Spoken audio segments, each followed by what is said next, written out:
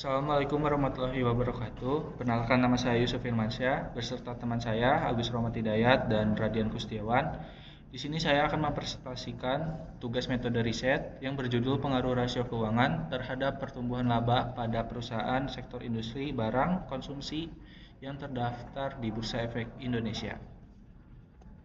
Bab 1, pendahuluannya, yang berlatar belakang perkembangan ekonomi yang pesat mendorong perusahaan-perusahaan di berbagai sektor untuk terus berinovasi dan meningkatkan kinerjanya, termasuk sektor industri barang konsumsi.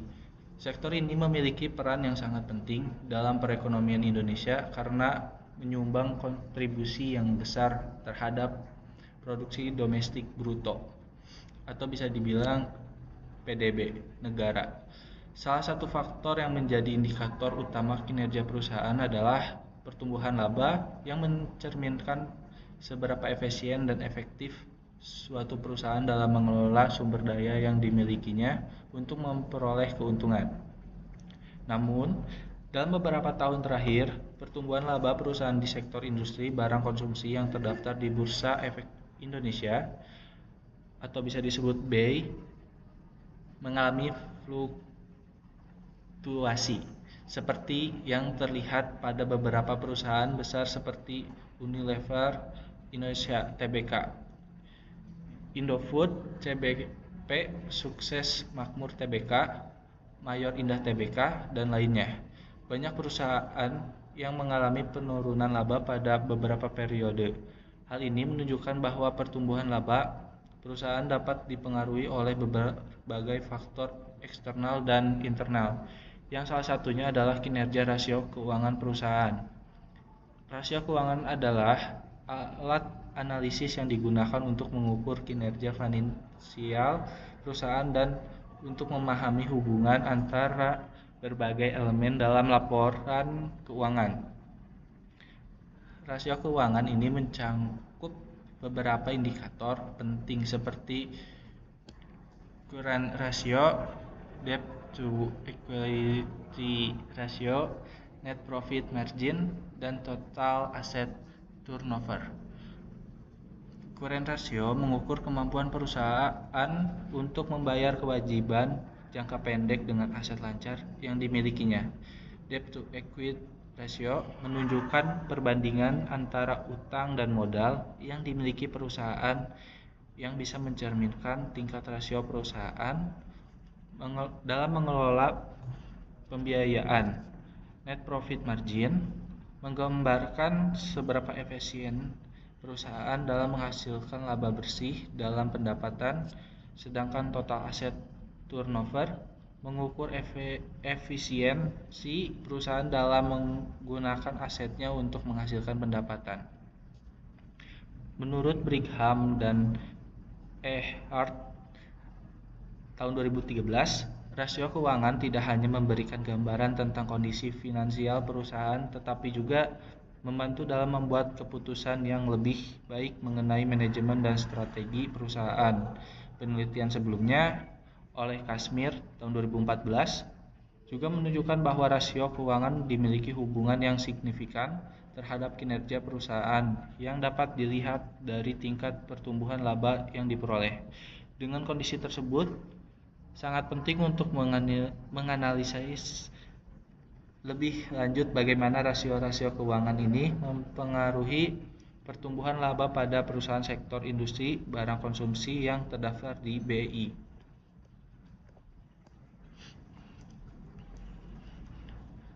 Pertumbuhan laba sektor industri barang konsumsi dari tahun 2015 sampai tahun 2019. Berdasarkan data yang terdapat pada tabel, dapat dilihat bahwa pertumbuhan laba perusahaan sektor industri yang konsumsi yang terdaftar di Bursa Efek Indonesia antara tahun 2015 hingga 2019 menunjukkan fluktuasi setiap tahunnya, terutama pertumbuhan laba perusahaan Unilever Indonesia Tbk mengalami penurunan pada setiap tahunnya. Pada tahun 2015, laba Unilever Indonesia Tbk mengalami penurunan sebesar minus 0,01.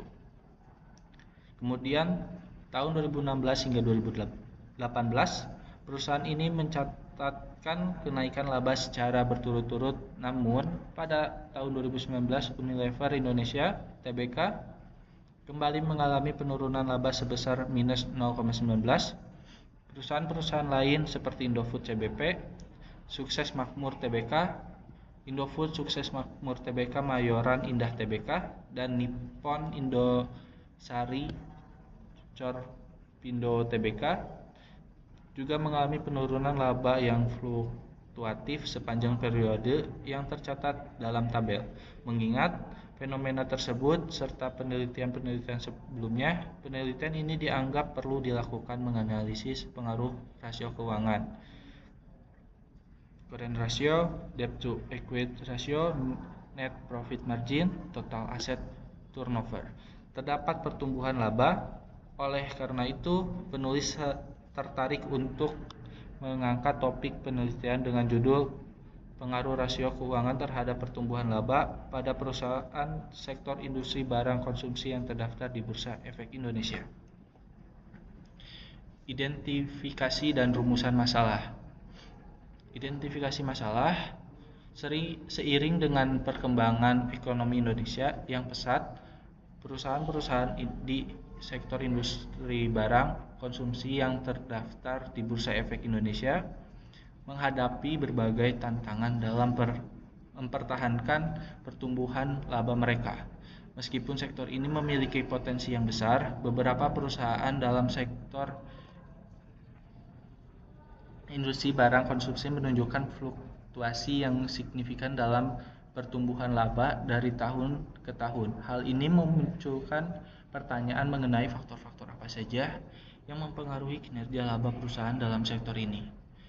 Salah satu faktor yang dapat mempengaruhi pertumbuhan laba adalah rasio keuangan. Rasio keuangan yang baik dapat mencerminkan kondisi keuangan yang sehat dan mempengaruhi keputusan manajerial yang akan meningkatkan kinerja perusahaan.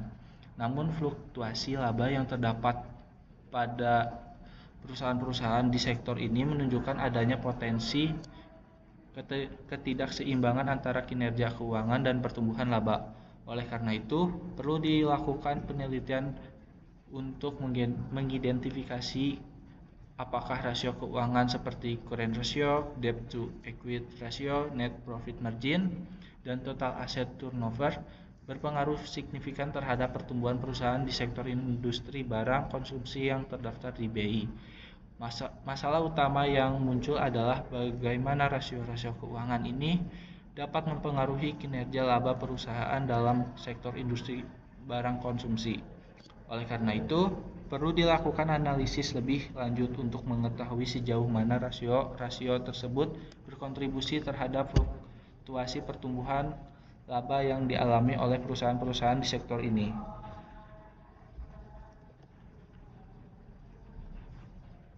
Rumusan masalah.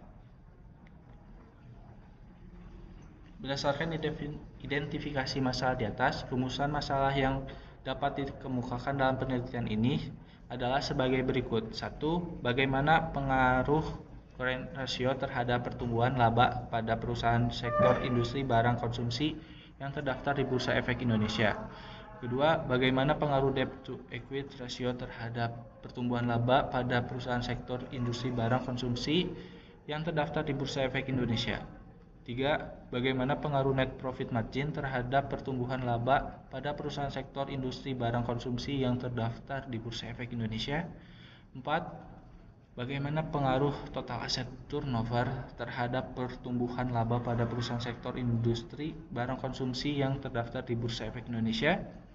5. Apakah terdapat pengaruh simultan antara rasio keuangan, current ratio, debt to equity ratio, net profit margin, dan total asset turnover terhadap pertumbuhan laba pada perusahaan sektor industri barang konsumsi yang terdaftar di Bursa Efek Indonesia. Rumusan masalah ini bertujuan untuk mengidentifikasi pengaruh masing-masing rasio keuangan terhadap pertumbuhan laba perusahaan serta untuk menganalisis hubungan antara rasio keuangan secara simultan terhadap kinerja laba perusahaan di sektor industri barang konsumsi yang terdaftar di BI. Tujuan penelitian berdasarkan rumusan masalah yang telah dikemukakan. Tujuan dari penelitian ini adalah untuk mengetahui dan menganalisis pengaruh rasio keuangan terhadap pertumbuhan laba pada perusahaan sektor industri barang konsumsi yang terdaftar di Bursa Efek Indonesia secara lebih rinci. Tujuan penelitian ini adalah sebagai berikut. 1. Menganalisis pengaruh current ratio terhadap pertumbuhan laba pada perusahaan sektor industri barang konsumsi yang terdaftar di Bursa Efek Indonesia. 2. Menganalisis pengaruh debt to equity ratio terhadap pertumbuhan laba pada perusahaan sektor industri barang konsumsi yang terdaftar di Bursa Efek Indonesia. 3. Menganalisis pengaruh net profit margin terhadap pertumbuhan laba pada perusahaan sektor industri barang konsumsi yang terdaftar di Bursa Efek Indonesia. 4. Menganalisis pengaruh total aset turnover terhadap pertumbuhan laba pada perusahaan sektor industri barang konsumsi yang terdaftar di Bursa Efek Indonesia. Menganalisis pengaruh simultan antara rasio keuangan, current ratio, debt to equity ratio, net profit margin, total asset turnover terhadap pertumbuhan laba pada perusahaan sektor industri barang konsumsi yang terdaftar di Bursa Efek Indonesia. Melalui tujuan-tujuan di atas, penelitian ini diharapkan dapat memberikan pemahaman yang lebih mendalam mengenai faktor-faktor yang mempengaruhi pertumbuhan laba perusahaan di sektor industri barang konsumsi serta kontribusi masing-masing rasio keuangan dalam mempengaruhi kinerja laba perusahaan. Selain itu, penelitian ini juga bertujuan untuk memberikan rekomendasi kepada manajer perusahaan dan investor mengenai aspek-aspek keuangan yang perlu diperhatikan untuk meningkatkan pertumbuhan laba dalam sektor industri barang konsumsi yang terdaftar di Bursa Efek Indonesia. Manfaat penelitian. 1. Manfaat teoritis. A. Kontribusi terhadap pengembangan ilmu manajemen keuangan dan analisis laporan keuangan. Penelitian ini diharapkan dapat memberikan kontribusi terhadap pengembangan teori-teori manajemen keuangan dan analisis laporan keuangan, khususnya dalam konteks analisis rasio keuangan yang mempengaruhi pertumbuhan laba perusahaan. Dengan menganalisis pengaruh rasio keuangan terhadap pertumbuhan laba, hasil penelitian ini dapat memperkaya literatur di bidang manajemen keuangan dan analisis laporan keuangan serta memberikan gambaran yang lebih jelas tentang bagaimana rasio keuangan dapat digunakan untuk mengukur kinerja keuangan perusahaan. B. Penyempurnaan model pengukuran kinerja perusahaan. Hasil penelitian ini dapat memberikan insight tambahan dalam menyempurnakan model pengukuran kinerja perusahaan, terutama di sektor industri barang konsumsi yang terdaftar di Bursa Efek Indonesia. Penelitian ini dapat menjadi referensi bagi penelitian lanjutan yang mengkaji faktor-faktor lain yang mempengaruhi pertumbuhan laba. 2. Manfaat praktis. A. Bagi manajemen perusahaan, penelitian ini memberikan manfaat praktis bagi manajer dan eksekutif perusahaan dalam mengambil keputusan yang lebih tepat terkait pengelolaan rasio keuangan perusahaan dengan mengetahui pengaruh rasio keuangan terhadap pertumbuhan laba. Manajemen perusahaan dapat lebih fokus dalam mengelola aspek-aspek keuangan yang dapat meningkatkan kinerja dan profitabilitas perusahaan, misalnya melalui peningkatan efisiensi penggunaan aset atau pengelolaan utang yang lebih hati-hati. B. Bagi investor dan pemangku kepentingan. Bagi investor, hasil penelitian ini dapat memberikan investor yang berguna dalam menilai kinerja keuangan dan potensi pertumbuhan laba perusahaan yang terdaftar di Bursa Efek Indonesia. Pemahaman mengenai pengaruh rasio keuangan terhadap laba akan mempengaruhi investor dalam membuat keputusan investasi yang lebih rasional dan mengurangi rasio kerugian. Selain itu, penelitian ini juga memberikan wawasan bagi pemangku kepentingan lainnya dalam memantau kinerja perusahaan dan merencanakan strategi bisnis yang lebih baik. C. Bagi peneliti selanjutnya. Penelitian ini juga dapat menjadi dasar bagi penelitian lanjutan yang ingin mengkaji lebih dalam tentang hubungan antara rasio keuangan dan kinerja laba perusahaan di sektor industri barang konsumsi maupun sektor lainnya. Penelitian ini memberikan panduan dalam memilih variabel-variabel yang relevan dan metodologi yang dapat digunakan dalam penelitian serupa. 3. Manfaat bagi pemerintah dan regulator. Penelitian ini juga memiliki manfaat bagi pemerintah dan pihak-pihak yang berperan dalam regulasi pasar modal, khususnya di Indonesia. Dengan memahami pengaruh rasio keuangan terhadap pertumbuhan laba perusahaan, diharapkan kebijakan yang diambil untuk mendukung pertumbuhan sektor industri barang konsumsi dapat lebih tepat sasaran, serta mendorong transparansi dan efisiensi perusahaan-perusahaan yang terdapat di Bursa Efek Indonesia.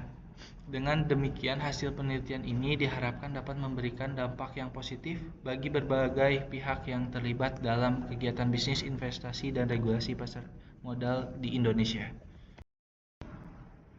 Perkenalkan, nama saya Radian Gustiawan dengan NPM 223001. Di sini saya akan melanjutkan tentang bab 2, kajian teori, kerangka, pemikiran, hipotesis.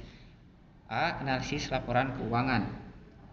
Grand teori pada penelitian ini adalah analisis laporan keuangan, bahwa setelah laporan keuangan disusun berdasarkan data yang relevan, serta dilakukan dengan prosedur akuntansi dan penilaian yang benar, maka akan terlihat kondisi keuangan perusahaan yang sesungguhnya.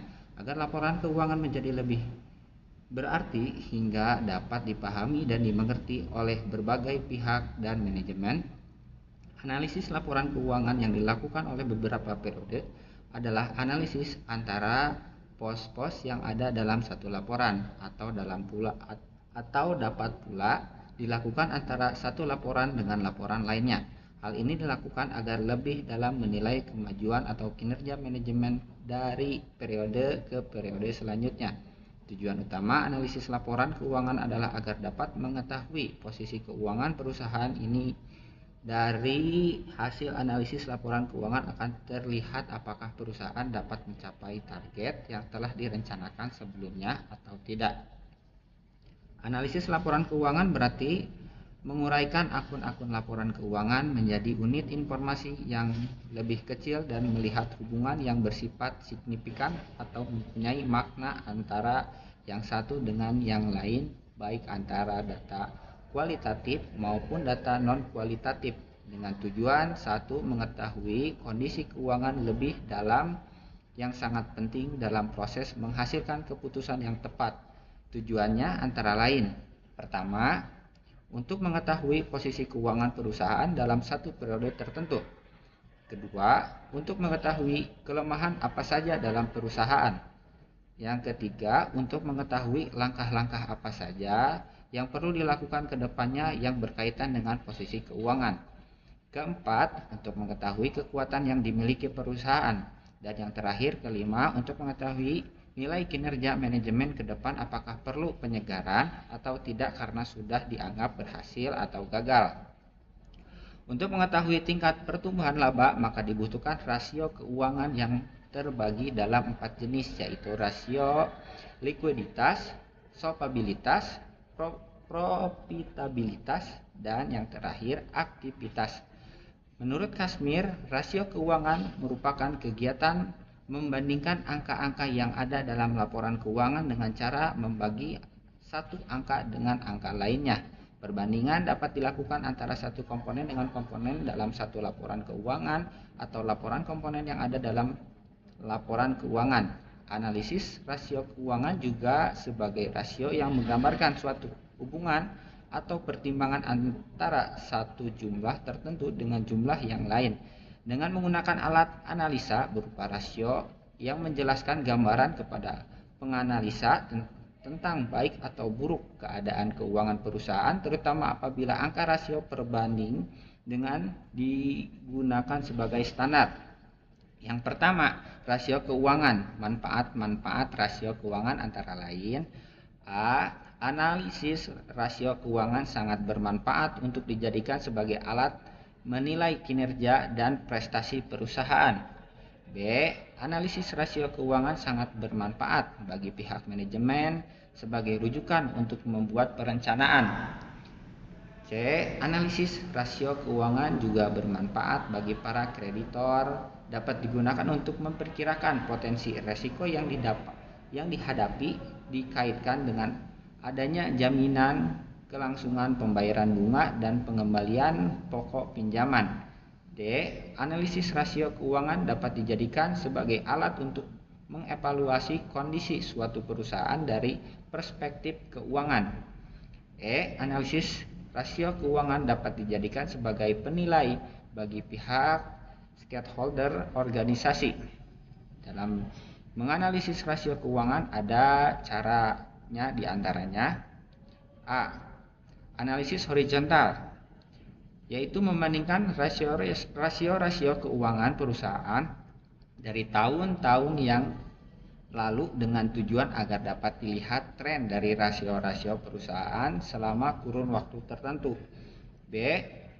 Analisis vertikal, yaitu membandingkan data rasio keuangan perusahaan dengan rasio semacam dari perusahaan lain yang sejenis atau industri untuk waktu yang sama. Kedua, keterbatasan analisis rasio keuangan. Keterbatasan rasio keuangan antara lain: A. Kesulitan dalam memilih rasio keuangan yang tepat dapat digunakan untuk kepentingan pemakainya. B. Keterbatasan yang dimiliki akuntansi atau laporan keuangan juga menjadi keterbatasan teknik ini, seperti yang pertama, bahan perhitungan rasio atau juga laporan keuangan itu dapat mengandung taksiran atau judgement yang dapat dinilai atau subjektif.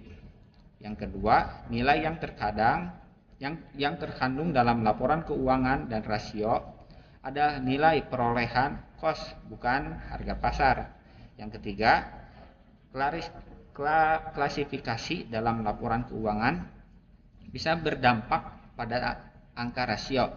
Yang keempat, metode pencatatan yang tergambar dalam standar akuntansi bisa diterapkan berbeda oleh perusahaan yang berbeda. Nah, untuk yang ketiga, kegunaan rasio keuangan bagi pihak internal digunakan untuk proses mengevaluasi perencanaan masa depan kinerja atau perusahaan. Kemudian bagi pihak eksternal berfungsi untuk memperkirakan potensi dan resiko yang dihadapi dengan adanya jaminan kelangsungan pembayaran bunga. Jadi rasio keuangan terbagi menjadi 4 macam. Yang pertama, rasio likuiditas. Rasio likuiditas adalah rasio yang digunakan untuk mengukur seberapa likuiditas suatu perusahaan dengan cara membandingkan total aktiva lancar dengan total pasifa lancar atau juga utang jangka pendek. Penilaian yang dilakukan dari beberapa periode akan memperlihatkan perkembangan likuiditas perusahaan dari waktu ke waktu. Bagi pihak luar perusahaan seperti pihak penyandang dana, kreditor, investor, distributor, dan masyarakat luas, rasio likuiditas bermanfaat untuk menilai kemampuan perusahaan dalam membayar kewajiban kepada pihak ketiga. Untuk itu, jenis-jenis rasio likuiditas antara lain: yang pertama, rasio lancar; yang kedua, rasio cepat; yang ketiga, rasio kas; yang keempat, rasio perputaran kas. Nah, untuk yang kedua, rasio solvabilitas. Rasio solvabilitas atau rasio leverage mengukur berapa besar penggunaan utang dalam pembelanjaan perusahaan. Pengukuran rasio solvabilitas dapat dilakukan dengan debt to total asset ratio atau DAR, debt to equity ratio, DER, time interest age ratio, fixed charge coverage, dan debt service coverage. Berikut jenis rasio solvabilitas. Yang pertama, debt to asset ratio; yang kedua, debt to equity ratio; yang ketiga, long term debt to equity ratio; Yang keempat, time interest Eisner. Yang kelima, fixed change coverage. Terus yang ketiga, rasio profitabilitas. Rasio profitabilitas ini mengukur efektivitas manajemen secara keseluruhan yang ditunjuk oleh besar kecilnya tingkat keuntungan yang diperoleh. Rasio ini menilai kemampuan perusahaan mencari keuntungan dengan cara melakukan perbandingan antara laporan neraca dan laporan laba rugi dengan beberapa periode agar terlihat perkembangan perusahaan dari waktu ke waktu. Jenis-jenis rasio profitabilitas adalah sebagai berikut. Yang pertama, profit margin on sale. Yang kedua, return on investment. Yang ketiga, return on equity. Yang keempat, laba per lembar saham. Nah, terus yang keempat, rasio aktivitas. Rasio aktivitas merupakan rasio yang digunakan untuk mengukur efisiensi dalam memanfaatkan sumber daya perusahaan serta dalam menggunakan aktiva yang dimilikinya. Jenis-jenis rasio ini meliputi yang pertama, perputaran piutang yang digunakan untuk mengukur berapa lama dan berapa kali dana yang ditanam dalam piutang ini berputar dalam satu periode. Yang kedua, perputaran modal kerja untuk menilai keefektifan modal kerja perusahaan selama periode tertentu. Yang ketiga, perputaran aset tetap untuk mengukur berapa kali dana yang ditanam dalam aktiva tetap berputar dalam satu periode. Yang keempat, yaitu perputaran persediaan yang ditunjuk beberapa kali jumlah persediaan diganti dalam satu tahun. Terakhir, perputaran total aset yang digunakan untuk mengukur perputaran semua aktiva yang dimiliki perusahaan dari mengukur jumlah penjualan yang diperoleh dari rupiah aktiva. Untuk itu B, rasio lancar. Variable independent pada penelitian ini adalah rasio lancar atau current ratio yang merupakan rasio untuk mengukur kemampuan perusahaan dalam membayar kewajiban jangka pendek atau hutang yang segera jatuh tempo pada saat ditagih secara keseluruhan.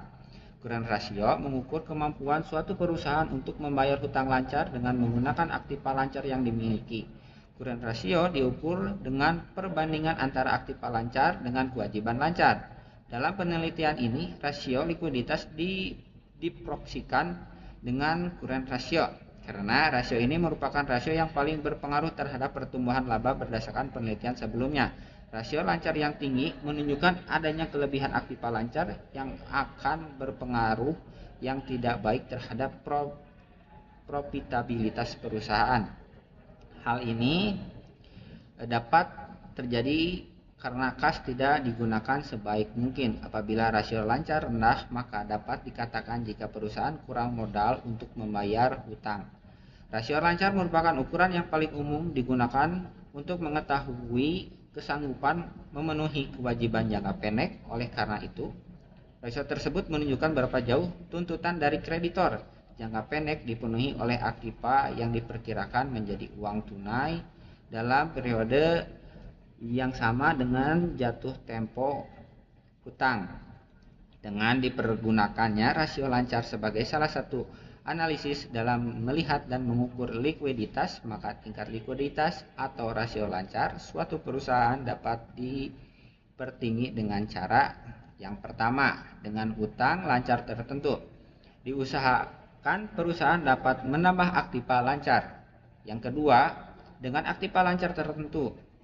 Diusahakan perusahaan dapat mengurangi jumlah utang lancar. Yang ketiga, dengan mengurangi jumlah utang lancar sama-sama dengan mengurangi aktiva lancar. Current ratio dirumuskan sebagai rumus current ratio sama dengan current asset dibagi current liabilitas. Untuk C, debt to equity ratio. Variable independent. Pada penelitian ini adalah debt to equity ratio merupakan rasio keuangan yang dipakai untuk menilai utang dengan ekuitas perusahaan. Rasio mengetahui total dana yang disediakan oleh peminjam dengan pemilik perusahaan. Dengan kata lain, Seberapa besar nilai setiap rupiah modal perusahaan yang dijadikan sebagai jaminan utang? Semakin tinggi debt to equity ratio, maka perubahan laba yang diperoleh perusahaan semakin rendah. Hal ini dikarenakan debt to equity ratio yang tinggi menunjukkan proporsi modal yang dimiliki lebih kecil daripada kewajiban perusahaan atau adanya ketergantungan yang tinggi terhadap pihak luar. Debt to equity ratio dirumuskan sebagai berikut. Debt to equity ratio sama dengan total hutang dibagi modal. Untuk selanjutnya, D. Return to asset. Variable independent. Pada penelitian ini adalah net profit margin, merupakan rasio keuangan yang digunakan untuk mengukur seberapa besar laba bersih yang diperoleh perusahaan dibandingkan dengan total pendapatan atau penjualan. Rasio ini menunjukkan efisiensi perusahaan dalam mengelola biaya dan menghasilkan ketentuan dari setiap rupiah pendapatan. Semakin tinggi nilai NPM atau return to asset, net to profit margin, semakin baik kinerja perusahaan dalam menghasilkan laba bersih. Net to profit margin atau NPM dirumuskan sebagai berikut. Net to profit margin sama dengan laba bersih dibagi pendapatan dikali 100%. Untuk selanjutnya total turnover. Variable independent pada penelitian ini adalah total aset turnover, merupakan rasio yang digunakan untuk mengukur perputaran semua aktiva yang dimiliki perusahaan dan mengukur berapa jumlah penjualan yang diperoleh dari setiap rupiah aktiva. Semakin tinggi rasio Tato berarti semakin efisien penggunaan keseluruhan aktiva di dalam menghasilkan penjualan. Tato ini penting bagi para kreditur dan pemilik perusahaan, tetapi akan lebih penting lagi bagi para manajemen perusahaan. Hal ini akan menunjukkan efisien tidaknya penggunaan seluruh aktiva di dalam perusahaan. Rumus total aset turnover adalah total aset turnover sama dengan penjualan bersih dibagi total aktiva. Untuk selanjutnya F. Pertumbuhan laba. Variabel dividend pada penelitian ini adalah pertumbuhan laba yang merupakan kenaikan laba yang dimiliki perusahaan dengan tahun sebelumnya. Sementara pengertian laba yang dianut oleh struktur akuntansi sekarang ini adalah selisih pengukuran pendapat dan biaya. Besar kecilnya laba sebagai pengukur kenaikan sangat tergantung pada ketetapan pengukuran pendapatan dan biaya.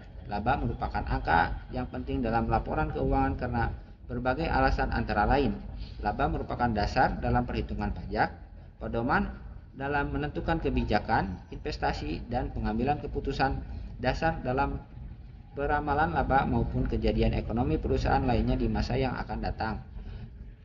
Dalam perhitungan dan penilaian efisien dalam menjalankan perusahaan serta sebagai dasar dalam penilaian presentasi atau kinerja perusahaan. Ada beberapa faktor yang mempengaruhi terhadap perusahaan memenuhi kewajiban yang jangka pendeknya. Perusahaan dengan laba bertumbuh dapat memperkuat hubungan antara besar atau ukuran perusahaan dengan tingkat laba yang diperoleh, di mana perusahaan dengan laba pertumbuhan akan memiliki aktiva yang besar sehingga memberikan peluang lebih besar dibanding menghasilkan profitabilitasnya. Namun perusahaan pertumbuhan juga dapat diukur dengan adanya total aktiva besar yang menunjukkan perusahaan telah mencapai tingkat kedewasaan. Dalam hal ini pertumbuhan laba dihitung dengan cara mengurangkan laba periode sekarang dengan periode sebelumnya, kemudian dibagi dengan laba pada periode sebelumnya. Maka rumus yang digunakan untuk memprediksi pertumbuhan laba adalah pertumbuhan laba sama dengan laba bersih tahun dikurang laba bersih tahun min 1 dibagi laba bersih tahun min 1. Untuk G, hubungan current ratio dengan pertumbuhan laba. Menurut penelitian bahwa current ratio terhadap pertumbuhan laba berpengaruh positif, artinya bahwa perusahaan mampu memaksimalkan penggunaan current ratio yang tinggi. Current ratio digunakan perusahaan untuk menunjukkan kemampuan perusahaan dalam membayar hutang jangka pendeknya. Akan tetapi, rasio lancar yang terlalu tinggi menunjukkan bahwa masih banyak dana yang menganggur, di mana dana tersebut masih digunakan untuk melakukan ekspansi usaha. Akibatnya pendapatan dan laba yang diperoleh akan turun, sehingga perusahaan laba yang dicapai perusahaan akan turun, sehingga dapat disimpulkan bahwa logika penelitian bahwa ada pengaruh positif dan signifikan antara current ratio dan pertumbuhan laba. H. Hubungan debt to equality ratio dengan pertumbuhan laba. Debt to equality ratio merupakan rasio yang digunakan untuk menilai utang dengan ekuiditas. Debt to equality ratio rendah berarti semakin sedikit aktiva perusahaan yang dibiayai oleh hutang, serta semakin kecil beban bunga yang harus dibayar, sehingga laba perusahaan akan meningkat. Jika kewajiban atau hutang dapat dimanfaatkan secara efektif, maka hasil yang diperoleh berupa laba dapat cukup untuk membayar biaya bunga secara periodik ditambah dengan kewajiban pokoknya. Debt to equality ratio untuk mengetahui perbandingan jumlah dana yang disediakan peminjam atau kreditor dengan pemilik perusahaan, di mana debt to equality ratio semakin besar maka akan semakin baik bagi pertumbuhan laba. Sebaiknya semakin rendah to debt to equality ratio, maka semakin tinggi tingkat pendanaan yang disediakan pemilik dan semakin besar batas pengamanan bagi peminjam. Jika terjadi kerugian atau penyusutan terhadap nilai aktiva, menurut logika penelitian bahwa ada pengaruh positif dan signifikan antara debt to equality ratio dan pertumbuhan laba. I. Pertumbuhan net profit margin dengan pertumbuhan laba. Net profit margin atau NPM adalah rasio keuangan yang mengukur presentasi laba bersih yang diperoleh perusahaan dari total pendapatan. NPM menunjukkan efisiensi perusahaan dalam mengelola pendapatan setelah dikurangi semua biaya, termasuk biaya operasional, pajak, dan bunga. Semakin tinggi NPM, semakin besar bagian dari pendapatan yang menjadi laba bersih. Pertumbuhan laba adalah peningkatan laba bersih perusahaan dari periode ke periode. Pertumbuhan laba mencerminkan kemampuan perusahaan dalam meningkatkan keuntungan melalui peningkatan pendapatan, efisiensi biaya, dan kombinasi keduanya. Hubungan antara net profit margin dan pertumbuhan laba dapat dijelaskan sebagai berikut. Yang pertama, NPM yang tinggi mencerminkan efisiensi perubahan dalam menghasilkan laba dari setiap rupiah pendapatan. Jika perusahaan mampu meningkatkan atau mempertahankan NPM yang tinggi, maka laba bersihnya juga akan meningkat, sehingga mendorong pertumbuhan laba. Yang kedua, jika NPM meningkat dari tahun ke tahun, maka pertumbuhan laba juga cenderung positif. Ini menunjukkan bahwa perusahaan hasil pengelolaan biaya dengan baik atau meningkatkan pendapatan tanpa menaikkan biaya secara signifikan. Yang ketiga, sebaiknya jika NPM menurun, pertumbuhan laba dapat terhambat karena menunjukkan bahwa biaya lebih tinggi dibandingkan dengan pendapatan yang diperoleh, yang mengurangi keuntungan bersih perusahaan. Dengan demikian, NPM berperan sebagai indikator utama untuk menentukan perusahaan laba, karena semakin tinggi margin keuntungan bersih, semakin besar potensi perusahaan untuk mengalami pertumbuhan laba yang berkelanjutan. C. Hubungan total aset turnover dengan pertumbuhan laba. Hubungan total aset turnover atau TATO dengan pertumbuhan laba adalah semakin tinggi rasio ini menunjukkan semakin efektif penggunaan aktiva yang dimiliki perusahaan untuk meningkatkan penjualan yang berpengaruh terhadap pendapatan. Kenaikan pendapatan dapat kenaikan laba bersih perusahaan, sehingga rasio perputaran total aktiva berpengaruh positif terhadap perubahan laba. Sehingga dapat disimpulkan, menurut logika penelitian bahwa ada pengaruh positif dan signifikan antara total aset turnover dan pertumbuhan laba. K. Kajian penelitian terdahulu. Penelitian pertama dari Dian Permatasari, Hadi Paramu dan Elok Sri Utami dengan judul Analisis Pengaruh Rasio Keuangan dan Ukuran Aset pada Pertumbuhan Laba Perusahaan Manufaktur yang terdaftar pada Bursa Efek Indonesia periode 2010 sampai 2013. Dari hasil penelitian ini adalah untuk menganalisis pengaruh rasio keuangan dan ukuran aset terhadap pertumbuhan laba pada perusahaan manufaktur. Sebanyak 60 perusahaan dari populasi perusahaan manufaktur yang terdaftar di Bursa Efek perusahaan dari Indonesia pada tahun 2010 sampai 2013 dijadikan sampel untuk menggunakan sampel random sampling. Metode analisis data yang digunakan dalam analisis regresi linear berganda. Hasil analisis menunjukkan bahwa secara parsial hanya return on asset yang berpengaruh signifikan terhadap pertumbuhan laba. Sedangkan current ratio atau asset turnover, debt ratio, earnings per share, and variable dummy golongan aset tidak berpengaruh terhadap pertumbuhan laba. Hasil ini menginformasikan bahwa pertumbuhan laba perusahaan bisa diindikasikan memberikan sinyal pertumbuhan pada perusahaan. Bersamaan dengan penelitian adalah sama-sama menggunakan variabel independent current ratio, return on asset, serta total asset turnover. Perbedaan dengan penelitian adalah pada penelitian tidak ada variabel earning per share dan variabel dummy atau golongan aset. Penelitian kedua dari Mei Yanti dengan judul Analisis Pengaruh Rasio Keuangan Terhadap Pertumbuhan Laba pada Subsektor Makanan dan Minuman di Bursa Efek Indonesia periode tahun 2012 sampai 2016. Tujuan penelitian itu untuk mengetahui pengaruh current ratio, debt to equity ratio, dan return on asset terhadap pertumbuhan laba. Populasi penelitian ini adalah subsektor makanan dan minuman yang terdaftar di Bursa Efek Indonesia tahun 2012 sampai dengan tahun 2016. Dengan teknik pengambilan sampel random sampling, maka diperoleh sampel penelitian sebesar 8 perusahaan. Pengambilan data dilakukan dengan mengumpulkan data sekunder dan menggunakan metode dokumentasi, sedangkan metode analisis yang digunakan adalah uji asumsi klasik, uji normalisasi, uji heterokedalitas. Uji yang digunakan adalah uji autokorelasi. Analisis regresi berganda atau persamaan regresi, koefisien korelasi, dan koefisien determinasi, dan uji statistik, uji F, dan uji T. Hasil penelitian menunjukkan bahwa current ratio, debt to equity, dan return on asset berpengaruh secara simultan terhadap pertumbuhan laba subsektor makanan dan minuman di Bursa Efek Indonesia. Sedangkan secara parsial hanya variabel return on asset yang berpengaruh terhadap pertumbuhan laba subsektor makanan dan minuman di Bursa Efek Indonesia.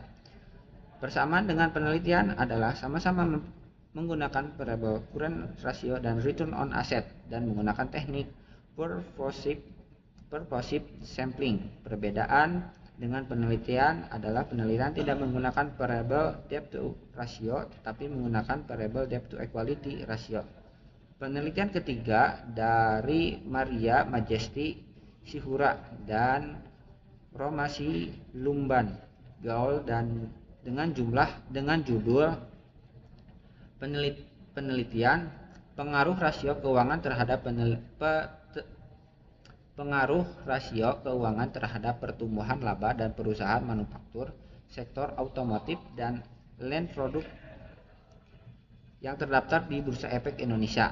Penelitian ini bertujuan untuk menganalisis pengaruh rasio keuangan, current ratio, debt ratio, total asset turnover, dan return on equity terhadap pertumbuhan laba pada perusahaan manufaktur, sektor otomotif, dan elite produk yang terdaftar di Bursa Efek Indonesia.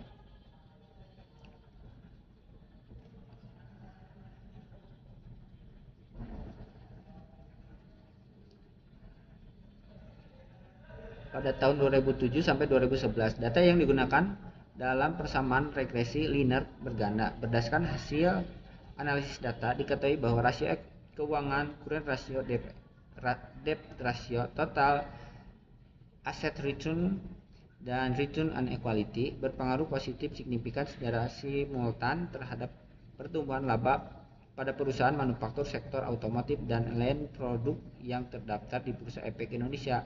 Dilihat dari uji T. bahwa current ratio, total asset turnover, dan return on equity berpengaruh positif signifikan terhadap pertumbuhan laba, sedangkan debt ratio tidak berpengaruh terhadap pertumbuhan laba. Keberagaman variabel tidak bebas, yaitu pertumbuhan laba dapat dijelaskan oleh rasio keuangan sebesar 48.705%. Bersamaan dengan penelitian adalah sama-sama menggunakan variabel current ratio dan total asset turnover. Perbedaan dengan penelitian adalah penelitian tidak menggunakan variabel turnover on equity dan debt ratio. Penelitian keempat dari Aris dan Muhammad Jalami dengan judul Pengaruh Rasio terhadap Pertumbuhan Laba pada Perusahaan Properti dan Real Estate yang terdaftar di Bursa Efek Indonesia. Rasio yang digunakan meliputi dari current ratio, debt to equity ratio, dan profit margin. Dalam pengambilan sampel menggunakan teknik metode purposive sampling dengan sampel sebanyak 6 sampel perusahaan properti real estate yang terdapat di Bursa Efek Indonesia. Data digunakan adalah sekunder, yaitu laporan keuangan publikasi tahunan perusahaan-perusahaan properti dan estate selama periode tahun 2010 sampai tahun 2015 dengan menggunakan teknik analisis dan data uji asumsi klasik, analisis regresi linear berganda, uji T, dan koefisien determinasi, dan menampilkan hasil data dengan nilai signifikan bahwa variable current ratio sebesar 0,583 lebih besar dibanding 0,05 debt to equity ratio sebesar 0,779 lebih besar 0,009 dan profit margin sebesar 0,024 lebih besar 0,05 sehingga secara parsial variabel bebas current ratio, debt to equity ratio tidak memiliki pengaruh yang signifikan terhadap variabel terkait, yaitu pertumbuhan laba. Hanya variabel terkait profit margin yang berpengaruh terhadap pertumbuhan laba. Persamaan dengan penelitian adalah sama-sama menggunakan metode purposive sampling dan menggunakan variabel current ratio dan debt to equity ratio. Perbedaan dengan penelitian adalah penelitian tidak menggunakan variabel profit margin. Penelitian kelima dari Inyoman Kusuma Adiana Mahaputra dengan judul Pengaruh Rasio Keuangan Terhadap Pertumbuhan Laba pada Perusahaan Manufaktur yang Terdaftar di BIE.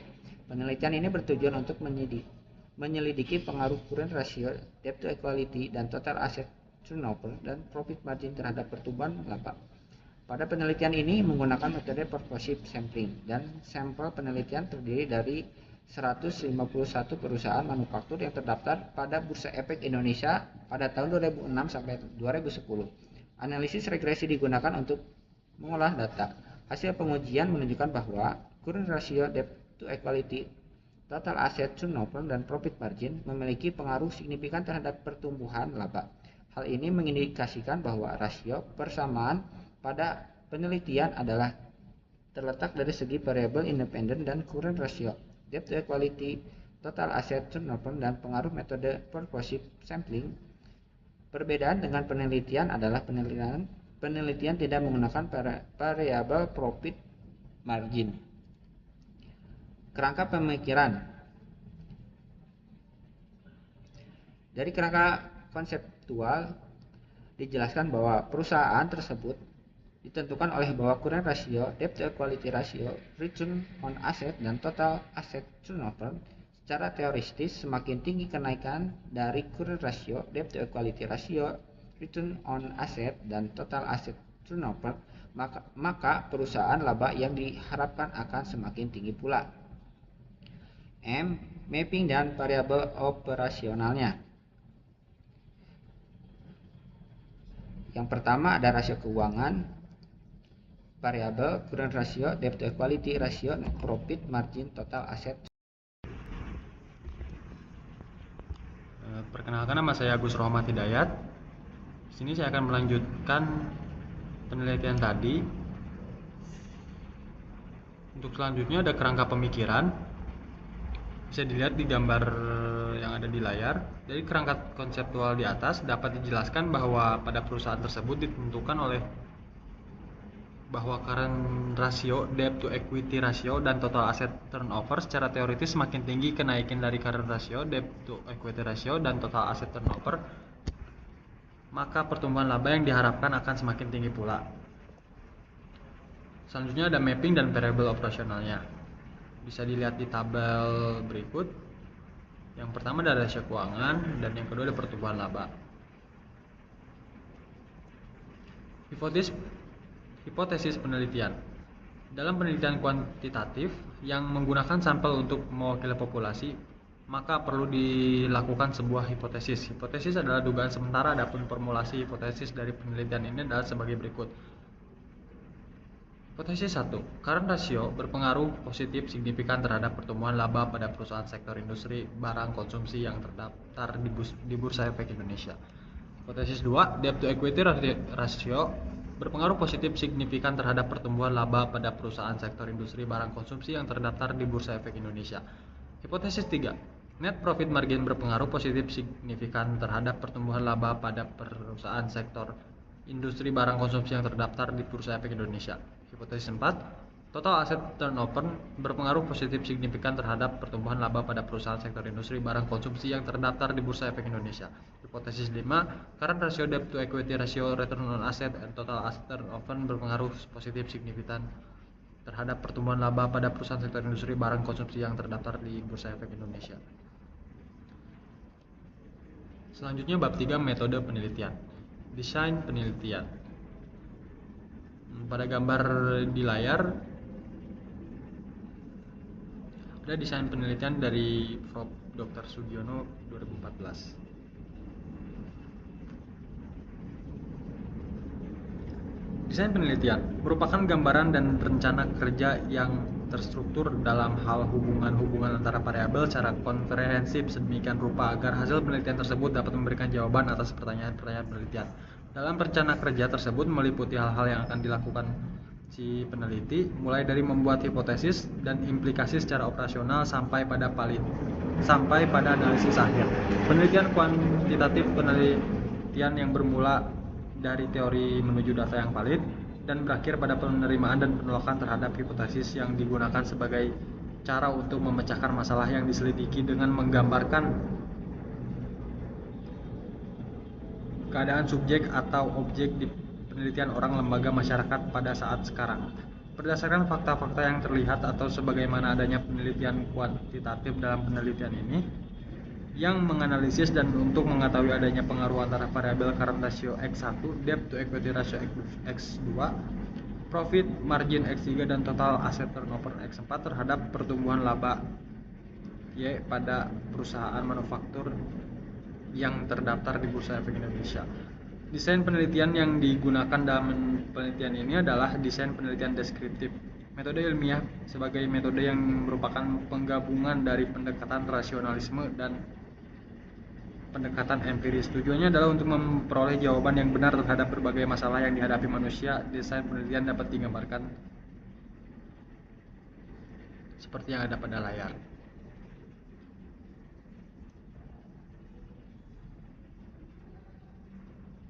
Operasional variabel. Menurut Sugiono 2014, variabel penelitian adalah suatu karakter atau nilai dari orang atau atribut, objek, atau kegiatan yang mempunyai variasi tertentu yang ditetapkan oleh penelitian untuk dipahami dan kemudian ditarik kesimpulan populasi dan sampel rumusan masalah, landasan teori, perumusan teori, pengumpulan data, pengujian instrumen, pengembangan instrumen analisis data, kesimpulan, dan saran-saran intinya. Teori ini digunakan sebagai pedoman dan landasan yang bersangkutan dapat mempengaruhi variabel dependen serta sebagai indikator-indikator akan dipakai dalam mengukur setiap variabel-variabel penelitian. Dalam operasional penelitian ini menggunakan 3 variabel independen yang terdiri dari current ratio X1, debt to equity ratio X2, profit margin X3, total asset turnover X4, dan variabel independen pertumbuhan laba Y. Variabel dependen sering disebut sebagai variabel output. Kriteria konsekuensi konstituen variabel terikat merupakan variabel yang mempengaruhi atau yang menjadi akibat karena adanya variabel bebas. Sugiono 2014. Jadi dalam penelitian ini penulis mengambil variabel terikatnya. Variabel dependen adalah pertumbuhan laba. Pertumbuhan laba merupakan perbedaan antara pendapat dan realisasi yang timbul dari transaksi selama satu periode dengan biaya yang berkaitan dengan pendapatan. Laba merupakan kenaikan manfaat ekonomi selama satu periode akuntansi dalam bentuk pasukan atau penambahan aktiva atau penurunan kewajiban yang mengakibatkan kenaikan ekuitas yang tidak berasal dari kontribusi penanaman modal. Menurut Si Hombing 2011, pertumbuhan laba adalah perbandingan antara laba pada periode sekarang dikurang dengan laba periode sebelumnya. Variabel independen. Variabel independen sering disebut sebagai variabel stimulus prediktor antecedent. Dalam bahasa Indonesia sering disebut sebagai variabel bebas. Variabel bebas adalah merupakan variabel yang mempengaruhi atau menjadi sebab perubahannya atau timbulnya variabel dependen terikat. Sugiono 2014. Variabel independen adalah variabel yang menjelaskan atau mempengaruhi variabel yang lain. Variabel bebas dalam penelitian ini dapat dijelaskan sebagai berikut. Current ratio X1. Current ratio adalah mengukur kemampuan perusahaan membayar kewajiban jangka pendeknya dengan aktiva lancar. Rasio lancar current ratio merupakan rasio untuk mengukur kemampuan perusahaan dalam membayar kewajiban jangka pendek atau utang yang segera jatuh tempo pada saat ditagih secara keseluruhan. Kashmir 2012. Debt to equity ratio. Debt to equity ratio merupakan perbandingan antara hutang-hutang dan ekuitas dalam pendanaan perusahaan dan menunjukkan kemampuan modal sendiri serta digunakan untuk mengukur bagian dari setiap rupiah modal sendiri yang dijadikan jaminan untuk keseluruhan hutang. Prianto dalam Jurnal Gunawan 36 Wahyuni Sri 2013.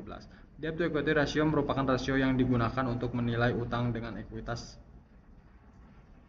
Kashmir 2012. Net profit margin X3. Net profit margin merupakan rasio yang digunakan untuk mengukur persentase laba bersih atas penjualan bersih. Rasio profit margin merupakan salah satu rasio yang digunakan untuk mengukur margin laba atas penjualan. Margin laba bersih merupakan ukuran keuntungan dengan membandingkan antara laba setelah bunga dan pajak dibandingkan dengan pengukuran dan dengan penjualan. Kashmir 2012. Dapat dilihat di layar tabel variabel penelitian dan definisi operasional.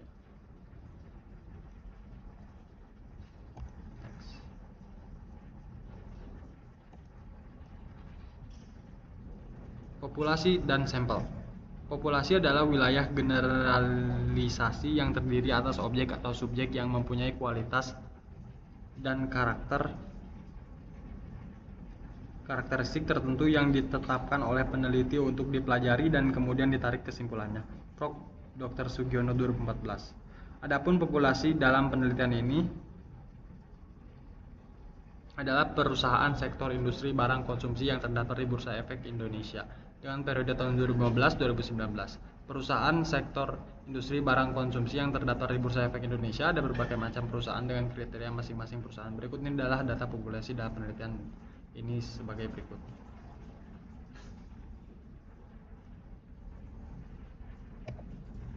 Sampel adalah bagian dari jumlah dan karakteristik yang dimiliki oleh populasi tersebut. Sugiono 2014.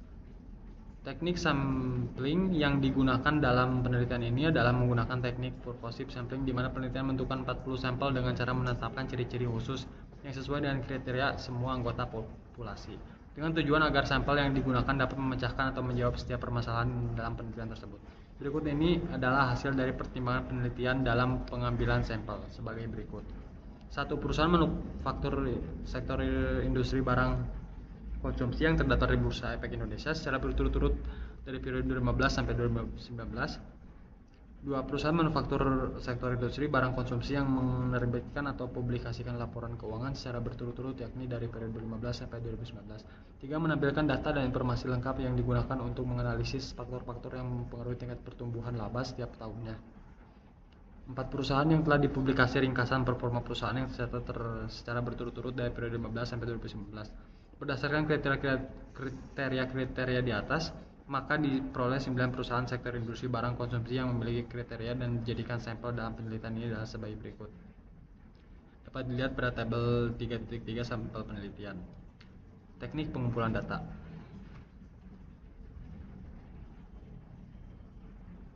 Metode pengumpulan data.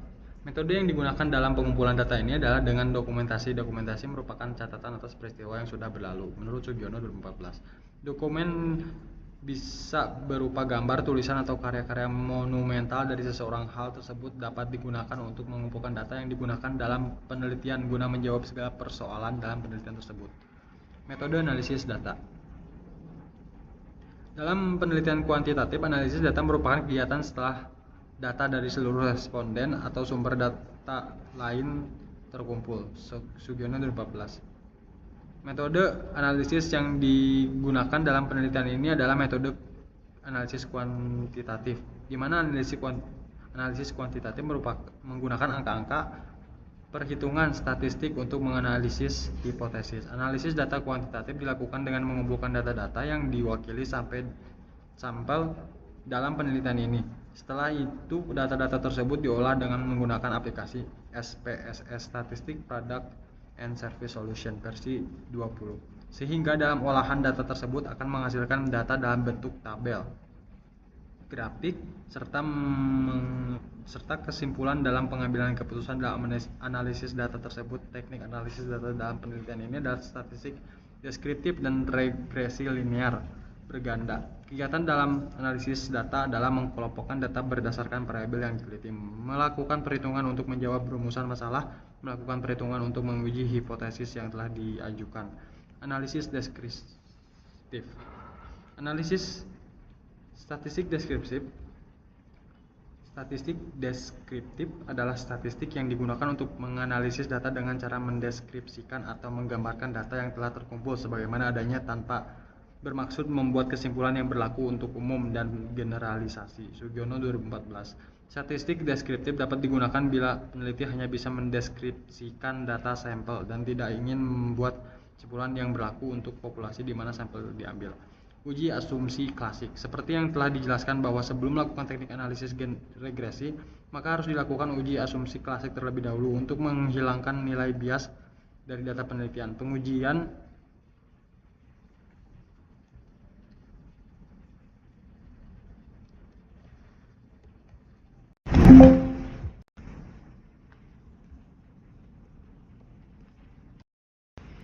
Uji asumsi klasik. Seperti yang telah dijelaskan bahwa sebelum melakukan teknik analisis regresi, maka harus dilakukan uji asumsi klasik terlebih dahulu untuk menghilangkan nilai bias dari data penelitian. Pengujian dengan menggunakan model regresi membutuhkan beberapa pengujian asumsi klasik untuk mengetahui apakah hasil estimasi regresi yang dilakukan benar-benar bebas dari adanya gejala heteroskedastisasi, multikolinearitas, dan gejala autokolerasi. Pengujian tersebut adalah sebagai berikut.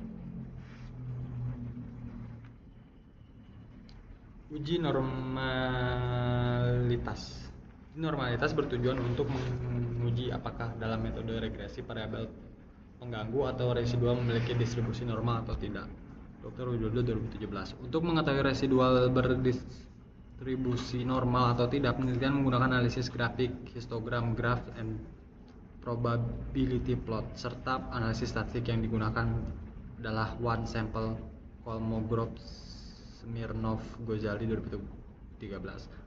Dasar dalam pengambilan keputusan untuk melihat normalitas data adalah sebagai berikut. 1. Distribusi normal dapat diketahui dari histogram graf yang menunjukkan bentuk lonceng. 2. Memenuhi asumsi normalitas juga dapat dilihat dari plot yang berbentuk probability plot yang mengikuti garis diagonal. Uji one sample Kolmogorov-Smirnov adalah salah satu tingkat pengujian signifikan pengujian yang ditetapkan 5% lebih di angka signifikan, maka akan memenuhi asumsi normalitas. Seperti telah diketahui bahwa uji T dan uji F mengasumsikan bahwa nilai residual mengikuti distribusi normal. Ada dua cara untuk mendeteksi apakah residual berdistribusi normal atau tidak, yaitu dengan analisis grafik, histogram, dan normal plot, dan uji statistik. Ghazali 2013. Uji multikolinearitas. Uji multikolinearitas yang bertujuan untuk menguji apakah dalam model regresi ditemukan kolerasi antara variabel bebas independen dalam model regresi yang baik tidak terjadinya kolerasi di antara variabel independen. Jika variabel independen saling berkolerasi, maka variabel-variabel tersebut tidak ortogonal. Artinya variabel independen yang nilai kolerasi antara sesama variabel independen sama dengan 0 menurut Al-Ghifari Wibowo 2012. Jika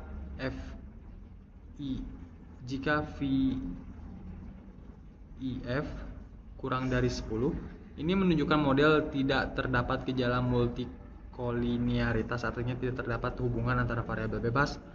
Walaupun multikolinearitas dapat dideteksi dengan nilai toleransi VIF, tetapi masih tetap tidak mengetahui variabel-variabel independen mana sajakah yang saling berkolerasi. Ghazali 2013. Uji heteroskedastisitas.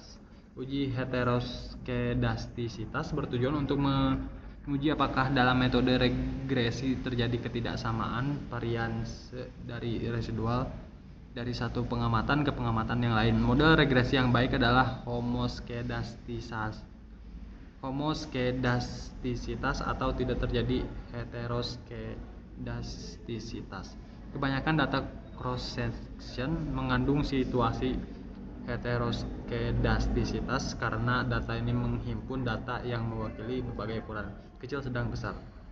Beberapa cara untuk mendeteksi ada atau tidaknya heteroskedastisitas, yakni melihat grafik plot, uji Park, uji Gleiser, dan uji White. Ghazali 2013.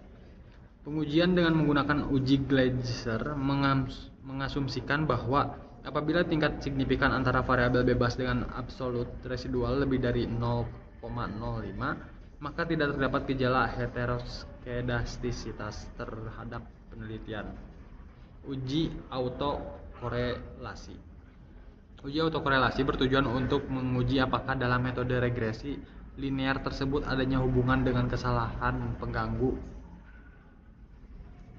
pada tahun T dengan kesalahan pengganggu pada periode T1 autokolerasi yang bermasalah yang menyebabkan terjadinya hubungan. Ada beberapa macam uji yang digunakan untuk mendeteksi ada tidaknya suatu hubungan, yaitu salah satu adalah uji Durbin-Watson, di mana digunakan untuk autokorelasi tingkat 1 yang menunjukkan dalam model regresi tidak adanya variabel lagi di antara variabel independen. Maka dengan itu pengujian yang digunakan untuk uji hipotesisnya sebagai berikut. HA ada autokolerasi, HO tidak terdapat autokorelasi. Untuk mengambil keputusan terdapat tidaknya autokorelasi seperti di tabel di samping ini.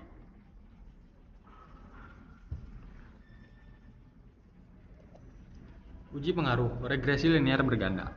Analisis linear berganda pada umumnya merupakan analisis yang mempunyai pola teknis dan substansi yang hampir sama dengan analisis linear sederhana. Pada analisis ini hanya terdapat perbedaan pada jumlah variabel.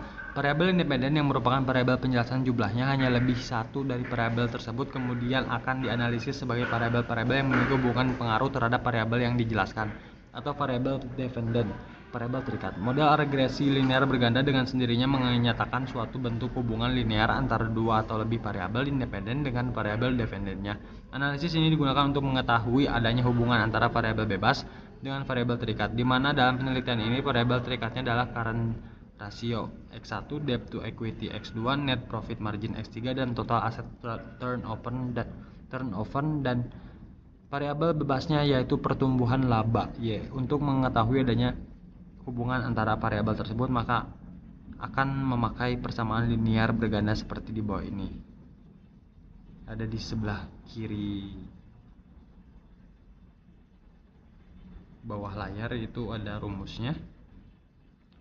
Selanjutnya ada uji hipotesis. Uji pengaruh bertujuan untuk melihat dan mengetahui apakah variabel-variabel baik variabel dependen maupun independen memiliki keterkaitan dan pengaruh satu sama lainnya. Hipotesis yang digunakan berasal dari penelitian yang dilakukan dengan melakukan pengujian atau hipotesis 1H1 sampai dengan hipotesis 5H4. Apabila hasil dari pengujian hipotesis tingkat signifikan melebihi nilai 0,05, maka dapat dikatakan bahwa uji hipotesis tersebut ditolak. HO tidak ada pengaruh antara variabel. adanya pengaruh antara variabel. Uji T. Uji parsial. Uji T dilakukan dengan tujuan untuk menguji pengaruh masing-masing variabel independen terhadap satu variabel dependen sebagaimana yang diformulasikan dalam suatu model persamaan regresi. Jika hasil analisis menunjukkan nilai P lebih kecil sama dengan 0,05, maka pengaruh variabel independen terhadap satu variabel dependen adalah secara statistik signifikan pada level alfa sebesar 5%. Sebaliknya, jika hasil analisis menunjukkan nilai P lebih besar dari 0,05, maka pengaruh independen terhadap variabel dependen secara statistik tidak signifikan. Berikut adalah rumus untuk menguji uji parsial sebagai berikut. TH BI dibagi SBI, di mana BI koefisien regresi variabel I, SBI standar error variabel I. Keterangan rumusan hipotesis. HO tidak adanya pengaruh antara variabel independen dengan variabel dependen secara parsial. HA adanya pengaruh antara variabel independen dengan variabel dependen secara parsial. Uji simultav F. Uji F digunakan untuk menguji apakah semua variabel independen yang dimasukkan dalam model mempunyai pengaruh secara bersama-sama terhadap variabel independen. Ghazali 2016. Dalam menguji hipotesis dalam uji F dapat lihat kriteria sebagai berikut. 1. Menentukan tingkat signifikan yaitu sebesar 0,05. A sama dengan 0,05. 2. Membandingkan F hitung dengan F tabel. Bila F hitung lebih kecil dari F tabel, variabel independen secara bersama-sama tidak berpengaruh terhadap variabel dependen. Bila F hitung lebih besar dari F tabel, variabel independen secara bersama-sama tidak berpengaruh terhadap variabel dependen. Rumus yang digunakan dalam menguji hipotesis ini adalah sebagai berikut. F hitung sama dengan coefficient of determination dibagi 1 dikurangi coefficient of determination dibagi N dikurangi K dikurangi 1, di mana R pangkat 2 coefficient of determination, N sama dengan jumlah data, K jumlah variabel bebas. Uji koefisien determinasi. R pangkat 2 koefisien determinasi. R pada umumnya digunakan untuk mengukur seberapa jauh model dalam menerapkan variabel dependen. Nilai R yang kecil berarti kemampuan variabel independen dalam menjelaskan variabel dependen terbatas. Sebaliknya, nilai R yang mendekati 1 menandakan variabel independen memberikan hampir semua informasi yang dibutuhkan variabel dependen. Koefisien determinasi R2 dengan rumus KD sama dengan R pangkat 2 dikali 100%, di mana KD sama dengan koefisien determination, R pangkat 2 koefisien kolerasi yang dikuadratkan. Sekian, terima kasih. Dari kelompok kami saya ucapkan terima kasih.